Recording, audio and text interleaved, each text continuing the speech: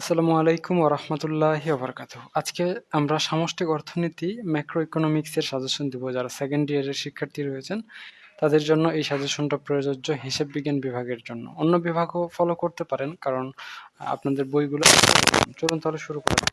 তো আজকের সাজেশনে আপনাদের কমপ্লিটলি সাজেশন দেওয়া হবে। যারা ক বিভাগের জন্য সাজেশন খুঁজছেন, শুধু পাস করার জন্য খ এবং গ বিভাগের জন্য সাজেশন খুঁজছেন, ফার্স্ট ক্লাসের জন্য সাজেশন খুঁজছেন, এ প্লাসের জন্য সাজেশন খুঁজছেন এবং অধ্যায়ভিত্তিক সাজেশন খুঁজছেন, তাদের সকলের জন্যই।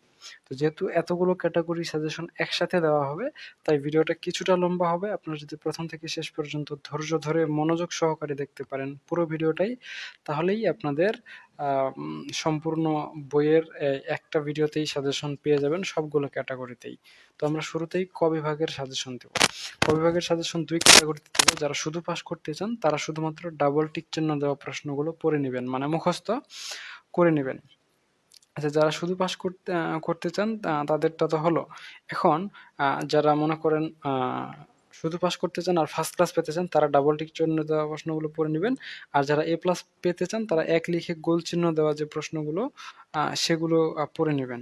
বুঝতে পেরেছেন? পাশাপাশি ডাবল টিক চিহ্ন দেওয়া প্রশ্নগুলো পড়বেন। আমি এক্সাম্পল সহকারে আপনাদের বোঝাচ্ছি। যেমন অধ্যায় নাম্বার ১ সামষ্টিক অর্থনীতির সার্বিক চিত্র। তো প্রথম অধ্যায়ে আপনাদের জন্য রেকমেন্ডেবল যে কোয়েশ্চেনগুলো সেগুলো হচ্ছে সামষ্টিক অর্থনীতি বলতে কি বোঝো। তো এখানে আমি ডাবল টিক চিহ্ন দিয়েছি, অর্থাৎ সকলেই এই প্রশ্নটা এবং উত্তরটা পড়ে নেবেন। অর্থাৎ যারা শুধু পাস করতে চান, যারা ফার্স্ট ক্লাস পেতে চান, যারা এ প্লাস পেতে চান, তিন ক্যাটাগরির শিক্ষার্থীরাই এই প্রশ্নটা মুখস্থ করে নেবেন। আপনাদের সকলের জন্যই এই প্রশ্নটা খুবই গুরুত্বপূর্ণ। বুঝতে পেরেছেন? এখন এর পরের কোয়েশ্চেন যেমন সামষ্টিক অর্থনীতি গ্রিক শব্দ থেকে এসেছে, এটা এইটা এটাও গুরুত্বপূর্ণ। হুম, এর পরবর্তীতে এই প্রশ্নটা, এগুলো সবাই পড়ে নেবেন। যেমন এখানে ৭ নাম্বার কোশ্চেনটা এক লিখে গোল চিহ্ন দিয়েছি। যারা শুধুমাত্র এ প্লাস পেতে চান তারাই শুধুমাত্র এই প্রশ্নটা এবং উত্তরটা পড়ে নেবেন, মানে মুখস্থ করে নেবেন। বাকি অন্য শিক্ষার্থীদের পড়ার প্রয়োজন নাই। মানে ডাবল টিক চিহ্ন দেওয়া প্রশ্নগুলো সবাই পড়বেন, আর যারা এ প্লাস পেতে চান তারা শুধুমাত্র এক লিখে গোল চিহ্ন দেওয়া প্রশ্নগুলো পড়ে নেবেন, কারণ এটা আপনাদের জন্য গুরুত্বপূর্ণ হবে। তো আশা করা যায় আপনারা একদম ক্লিয়ার বুঝতে পেরেছেন। এর পরবর্তীতে NAIRU এর পূর্ণরূপ কি? এই প্রশ্নটা আপনাদের জন্য গুরুত্বপূর্ণ। এটা আপনারা মুখস্থ করে নেবেন। NAIRU কি এবং LSUR এর পূর্ণরূপ কি? এই প্রশ্নটাও আপনাদের জন্য গুরুত্বপূর্ণ। এটাও আপনারা সুন্দর করে পড়ে নেবেন। এটা আপনাদের জন্য বেনিফিশিয়াল হবে বলে আমি আশা করছি। ঠিক আছে? আচ্ছা, এর পরবর্তী প্রশ্ন হচ্ছে মহামন্দা বা গ্রেট ডিপ্রেশন কি? এটা গুরুত্বপূর্ণ। এরপর হচ্ছে ব্যষ্টিক চলক কি, প্রবাহ চলক কি, সামষ্টিক অর্থনৈতিক চলক কি এবং সামষ্টিক অর্থনীতির কয়েকটি চলকের নাম লেখো। স্থির সামষ্টিক মডেল কি, অর্থনৈতিক মডেল কি এবং ওকান বিধি কাকে বলে? এই প্রশ্নগুলো আপনাদের জন্য গুরুত্বপূর্ণ। পাশাপাশি নিয়োগ গুণক বলতে কি বুঝো, গুণক কি, অভেদ কি, নিয়োগ বা কর্মসংস্থান কাকে বলে, পূর্ণ নিয়োগ বলতে কি বুঝো, সামগ্রিক চাহিদার সংজ্ঞা দাও এবং সম্ভাবনাময় উৎপাদন কি, বেকারত্ব কি? এই প্রশ্নগুলো গুরুত্বপূর্ণ। এগুলো আপনারা সুন্দর করে মুখস্থ করে নেবেন। এর পরবর্তীতে বেকারত্বের হার কি, ইচ্ছাকৃত বেকারত্ব কি এবং হচ্ছে প্রচ্ছন্ন বেকারত্ব কি এবং সংঘাতজনিত বেকারত্ব কি এবং শ্রমের প্রধান বৈশিষ্ট্য কি? এই প্রশ্নগুলো গুরুত্বপূর্ণ। এগুলো আপনারা পড়ে নেবেন, মানে মুখস্থ করে নেবেন। এর পরবর্তীতে চলে আসি আমরা দ্বিতীয় অধ্যায়। আচ্ছা, যারা হিসাব বিজ্ঞান বিভাগের শিক্ষার্থী তাদের সকলের জন্যই এবং যারা অন্যান্য ডিপার্টমেন্টের শিক্ষার্থী, ম্যানেজমেন্ট, অ্যাকাউন্টিং, ফিন্যান্স, মার্কেটিং, হ্যাঁ, সকলের জন্যই আপনাদের যে অঙ্ক সাবজেক্টগুলো রয়েছে, মাত্র 7 দিনে আমরা অনলাইন প্রাইভেট ব্যাচের মাধ্যমে প্রাইভেট পড়াচ্ছি। আপনারা চাইলে আমাদের অনলাইন ব্যাচ যুক্ত হতে পারেন। এখানে আমি দেখেন A to Z ডিটেলস লিখে দিয়েছি। আপনারা এই ডিটেলসটা পড়ে দেখে আপনাদের প্রস্তুতি নিতে পারেন এবং আমাদের অনলাইন প্রাইভেট ব্যাচ যুক্ত হতে পারেন। আমাদের ব্যাচ সম্পর্কে যে সকল তথ্যগুলো আপনাদের জানা প্রয়োজন সবগুলো এখানে আমি A to Z লিখে দিয়েছি। আপনারা এটা যদি দেখেন তাহলে আমাদের অনলাইন ব্যাচ সম্পর্কে পূর্ণাঙ্গ ধারণা পাবেন। ঠিক আছে? চলুন তাহলে আমরা দ্বিতীয় অধ্যায়ে আসি। দ্বিতীয় অধ্যায়ের নাম হচ্ছে অর্থনৈতিক কার্যক্রম পরিমাপ। তো এই অধ্যায়ের জন্য গুরুত্বপূর্ণ প্রশ্ন হচ্ছে জাতীয় আয় কাকে বলে, উৎপাদন কি এবং আপেক্ষিক আয় কি, ভারসাম্য জাতীয় আয় কাকে বলে, প্রকৃত আয় বলতে কি বুঝো, হ্যাঁ, প্রকৃত জাতীয় আয় বের করার সূত্রটি লেখো। মোট জাতীয় উৎপাদন বা জিএনপি কি? হ্যাঁ, জিএনপি এর পূর্ণরূপ কি? নিট জাতীয় উৎপাদন বলতে কি বুঝো? এনএনপি এর পূর্ণরূপ কি? নিট দেশজ উৎপাদন বের করার সূত্রটি লেখো এবং নিট দেশজ উৎপাদন কি? এই কয়েকটা প্রশ্ন এবং উত্তর উভয়টাই আপনাদের জন্য পড়তে হবে, আপনাদের জন্য গুরুত্বপূর্ণ। মাত্র 6টা অধ্যায় আছে, এজন্য প্রতিটা অধ্যায়ে কোশ্চেনের পরিমাণ একটু বেশি হবে। আপনারা এগুলো একটু মনোযোগ দিয়ে পড়ে নেবেন। এর পরবর্তী প্রশ্ন হচ্ছে দাম স্তরের স্থিতিশীলতা বলতে কি বোঝো? ব্যয়যোগ্য আয় বা ডিআই, হ্যাঁ, কাকে বলে? এরপর হচ্ছে জিডিপি বলতে কি বুঝো? জিডিপি এর পূর্ণরূপ কি? লুকায়িত জিএনপি কি? জিএনপি ডিফলেটর বলতে কি বুঝো? জিএনপি ডিফলেটরের সূত্রটা লেখো এবং হচ্ছে জিডিপি ডিফলেটরের সূত্রটি লেখো। এরপর ফিশারির বিনিময় সমীকরণটি লেখো। চূড়ান্ত দ্রব্য কি? এরপরে হচ্ছে প্রকৃত মাথাপিছু আয় কি এবং মাথাপিছু আয় বের করার সূত্রটি লেখো এবং ব্যক্তিগত আয় কি? এই কোয়েশ্চেনগুলো আপনারা পড়ে নেবেন দ্বিতীয় অধ্যায় থেকে। এগুলোই, এর বাইরে আর আপনাদের অন্য প্রশ্ন পড়তে হবে না। এর পরবর্তীতে আমরা চলে আসি তৃতীয় অধ্যায়, স্বল্পকালীন কার্যক্রম, দ্য শর্ট রান। তো এখানে গুরুত্বপূর্ণ প্রশ্ন হচ্ছে ভোগ কি? এরপরে হচ্ছে স্বয়ংভূত ভোগ কাকে বলে? এরপরে হচ্ছে স্বয়ংভূত ভোগ ব্যয় কি? স্বয়ংভূত ভোগ ব্যয় কখন ঘটে? ভোগ অপেক্ষক কি? স্বল্পকালীন ভোগ অপেক্ষক বলতে কি বুঝো? সঞ্চয় কাকে বলে? এর পরবর্তীতে সঞ্চয় অপেক্ষক কি? হ্যাঁ, অপেক্ষক কাকে বলে? প্রান্তিক সঞ্চয় প্রবণতা কি? স্বল্পকালীন সঞ্চয় অপেক্ষক কি? দীর্ঘকালীন সঞ্চয় অপেক্ষক কি? গড় ভোগ প্রবণতা বলতে কি বোঝায়? প্রান্তিক ভোগ প্রবণতা বলতে কি বোঝায়? এই প্রশ্নগুলো পড়ে নেবেন। পাশাপাশি এপাশে বিনিয়োগ অংশে বিনিয়োগের ধারণা দাও। স্বয়ংভূত বিনিয়োগ কি? বৈদেশিক বিনিময় হার কি? ব্যবসায়িক স্থির বিনিয়োগ কি এবং মোট বিনিয়োগ কি? বৈদেশিক রিজার্ভ কি? এই প্রশ্নগুলো গুরুত্বপূর্ণ, এগুলো আপনারা পড়ে নেবেন। আর এলএম রেখার সংজ্ঞা দাও, এই প্রশ্নটা পড়ে নেবেন। মূলধনের প্রান্তিক দক্ষতা কি? মূলধন নিয়োগের কৌশল কি? এই কয়েকটা প্রশ্ন আপনাদের জন্য খুবই গুরুত্বপূর্ণ, আপনারা উত্তর সহ পড়ে নেবেন। আর প্রকৃত মুদ্রা এবং নিষ্ক্রিয় মুদ্রা কি? এই দুটো পাশাপাশি পড়ে নেবেন। এর পরবর্তীতে চতুর্থ অধ্যায় মধ্যকালীন কার্যক্রম। তো মধ্যকালীন কার্যক্রম দ্য মিডিয়াম রান, এখানে আপনাদের জন্য যে প্রশ্নগুলো গুরুত্বপূর্ণ আমি আপনাদের দেখিয়ে দিচ্ছি। মজুরি কাকে বলে? প্রকৃত মজুরি কি? আর্থিক মজুরি কাকে বলে এবং সুদ কাকে বলে? সুদের হার কি? এরপর হচ্ছে শ্রম কি?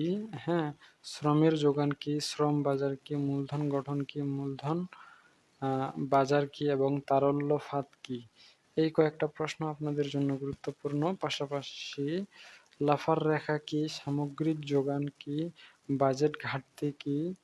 হ্যাঁ, এরপরে হচ্ছে বাণিজ্যিক ভারসাম্য কি? এবার হচ্ছে বাণিজ্য চক্রের পর্যায় কয়টি এবং আধুনিক বাণিজ্য চক্র তত্ত্বের প্রবক্তা কে? এবং অর্থ বাজার কাকে বলে? অর্থের ইংরেজি প্রতিশব্দ মানি শব্দটির উৎপত্তি হয়েছে কিভাবে? অর্থ কর্তৃপক্ষ কারা? মানি ইজ হোয়াট মানি ডাস, এই সংজ্ঞাটি কার? এই প্রশ্নগুলো এবং উত্তরগুলো আপনাদের জন্য গুরুত্বপূর্ণ, এগুলো আপনারা সুন্দর করে পড়ে নেবেন। আচ্ছা, এর পরবর্তীতে রয়েছে পরবর্তী চ্যাপ্টার, পঞ্চম চ্যাপ্টার, দীর্ঘকালীন কার্যক্রম, দ্য লং রান। ঠিক আছে, তো এই দীর্ঘকালীন কার্যক্রম চ্যাপ্টারে আপনাদের জন্য যে সকল প্রশ্ন খুবই গুরুত্বপূর্ণ সেগুলো আমি আপনাদের দেখিয়ে দিচ্ছি। যেমন অর্থনৈতিক উন্নয়ন কি? হ্যাঁ, শ্রমিক শোষণ কি? টেকসই উন্নয়ন কাকে বলে? মুক্ত বাজার অর্থনীতি কি? দারিদ্র্যের দুষ্ট চক্র কি? দারিদ্র্যের দুষ্ট চক্রের প্রবক্তা কে? কে দ্বৈত অর্থনীতি ব্যাখ্যা করেন? এবং প্রতি ঘন্টা কাজের ভিত্তিতে উৎপাদন বৃদ্ধি করাকে অর্থনৈতিক উন্নয়ন বলে, এটা কে বলেছেন? এই প্রশ্নটা গুরুত্বপূর্ণ। আমরা লাস্ট চ্যাপ্টারে চলে আসছি, অর্থনৈতিক প্রবৃদ্ধি এবং স্থিতিশীলতা, ইকোনমিক গ্রোথ অ্যান্ড স্টেবিলিটি।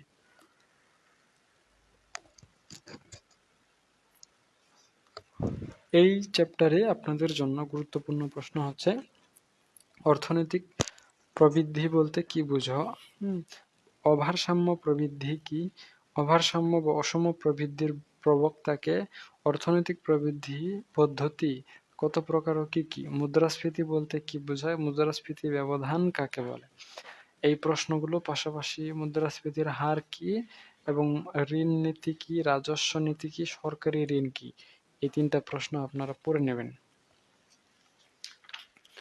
এর পরবর্তীতে রয়েছে পূর্ণরূপগুলো লেখো। ইউএনডিপি এর পূর্ণরূপ, এইচডিআই এর পূর্ণরূপ, হ্যাঁ, এরপরে এসওসি এর পূর্ণরূপ। এই 3টা আপনারা পড়ে নেবেন, তাহলেই আপনাদের জন্য যথেষ্ট হয়ে যাবে।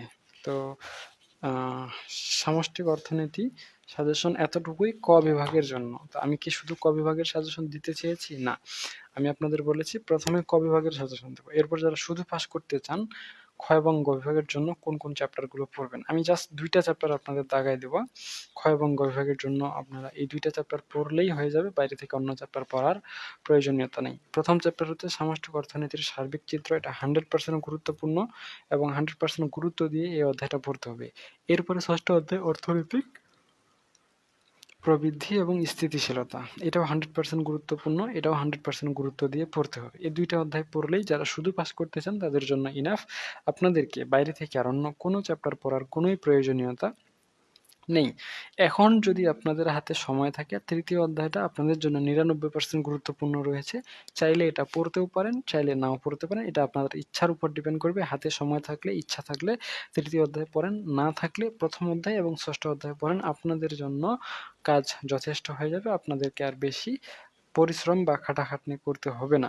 আর তৃতীয় অধ্যায়টা যদি ভালো করে পড়ে নিতে পারেন, তাহলে যারা ফার্স্ট ক্লাসের জন্য প্রস্তুতি নিচ্ছেন তাদের সমপরিমাণ প্রস্তুতি নিয়ে ফেলতে পারবেন, অর্থাৎ সমপরিমাণ প্রস্তুতি হয়ে যাবে আপনাদের। যেমন প্রথম অধ্যায়টা 100% গুরুত্বপূর্ণ, তৃতীয় অধ্যায়টা 99%, ষষ্ঠ অধ্যায়টা অর্থনৈতিক প্রবৃদ্ধি এবং স্থিতিশীলতা, এটাও 100% গুরুত্বপূর্ণ। অর্থাৎ যারা ফার্স্ট ক্লাস পেতে চান তাদের জন্য প্রথম অধ্যায়, তৃতীয় অধ্যায় এবং ষষ্ঠ অধ্যায়, এই 3টা অধ্যায় পড়লেই যথেষ্ট।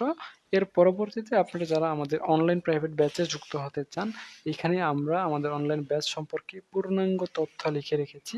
আপনারা এটা দেখে আমাদের অনলাইন ব্যাচ যুক্ত হতে পারেন, এটা আপনাদের জন্যই বেনিফিশিয়াল হবে বলে আমি আশা করছি। সো আপনারা চাইলে আমাদের অনলাইন ব্যাচ যুক্ত হতে পারেন, আপনাদের জন্য আমাদের ব্যাচ উন্মুক্ত রয়েছে। বিস্তারিত ডিটেলস এখানে দেওয়া হয়েছে, চাইলে ভিডিওটা একটু আগাপাশা করে দেখে নিতে পারেন।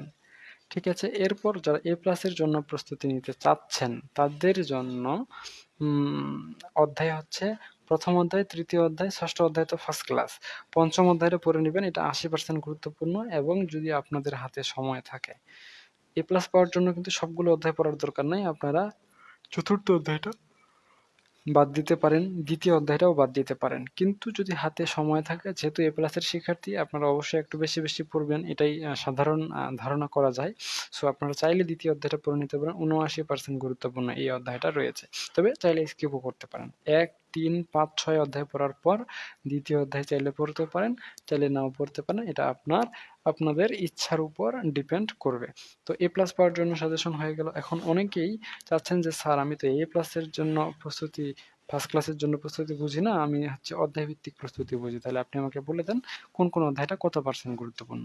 সো প্রথম অধ্যায়টা 100% গুরুত্বপূর্ণ। 100% গুরুত্বপূর্ণ মানে এই অধ্যায়টা থেকে সবচেয়ে বেশি, যে সকল অধ্যায় থেকে সবচেয়ে বেশি কোশ্চেন হবে সেগুলোই 100% গুরুত্বপূর্ণ। তাহলে এখানে প্রথম অধ্যায়টা 100% গুরুত্বপূর্ণ, প্রথম অধ্যায় এবং ষষ্ঠ অধ্যায় থেকে সবচেয়ে বেশি কোশ্চেন হবে। এরপর পঞ্চম অধ্যায় থেকে হবে, এরপর তৃতীয় অধ্যায় থেকে হবে, তারপর পঞ্চম অধ্যায় থেকে হবে, তারপর হচ্ছে আপনার দ্বিতীয় অধ্যায় থেকে হবে এবং চতুর্থ অধ্যায় থেকে সবচেয়ে কম প্রশ্ন করা হবে। সো এখানে অধ্যায়ের গুরুত্বের তালিকা দিয়ে দেওয়া হয়েছে, আপনারা সেই হিসেবে প্রস্তুতি নিতে পারেন। কোন অধ্যায়টা আপনারা কিভাবে পড়বেন, কিভাবে পড়বেন না, সেটা আপনাদের একান্তই ব্যক্তিগত বিষয়। তো আশা করা যায় আপনাদের ক্লিয়ারলি আমি বুঝাতে পেরেছি। আজকে পর্যন্তই। সকলেই সুস্থ থাকুন, ভালো থাকুন আর আমাদের সাথে থাকুন। দেখা হচ্ছে আপনাদের সাথে নেক্সট পর্বে। ততক্ষণ পর্যন্ত খোদা হাফেজ।